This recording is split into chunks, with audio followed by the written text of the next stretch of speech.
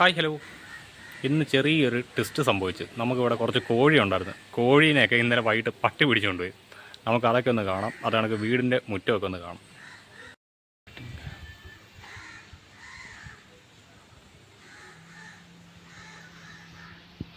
So ഇതാണ് എൻ്റെ ബോൺസായിയുടെ കളക്ഷൻസൊക്കെ.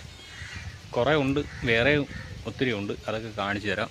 പിന്നെ ഇത് ഈ കിടക്കുന്നത് നമ്മുടെ കർണ എന്ന് പറയുന്ന താമര പൂത്തതാണ്. ഇത് വാട്ടർ മൊസൈക്ക് എന്ന് പറയുന്നൊരു പ്ലാന്റാണ്. അത് കട്ട് ചെയ്ത് കിട്ടുമെന്നോ? ആ ഒരേല കട്ട് ചെയ്ത് കിട്ടും. ആ ഒരേല കട്ട് ചെയ്ത് കിട്ടും. This is my improve and ഇക്രു. ഇക്രു ആണ് ഈ വലുത്, ഇംപ്രൂവ് ചെറുത്. ഇപ്പോൾ വീടിൻ്റെ അവിടുത്തെ അവസ്ഥയാണ്. മൊത്തവും വെള്ളവും കാര്യങ്ങളൊക്കെയാണ്. ഞങ്ങളുടെ ഇവിടെയൊക്കെ മഴ പെയ്തു കഴിഞ്ഞാൽ ഇതാണ് സിറ്റുവേഷൻ. ഈ കൂടിനകത്തായിരുന്നു കോഴി കടന്നത്. അതിനെ മുഴുവൻ പട്ടി പിടിച്ചുകൊണ്ട് പോയി. ഇന്നലെ വൈകിട്ട് ഒരു 4 മണിയൊക്കെ ആയപ്പോഴത്തേക്ക്. മുണ്ടക്കണ്ണം റപ്പായി എന്നാടോ കൂട് ക്ലീൻ ചെയ്യാം ഞാൻ വന്നിട്ട്.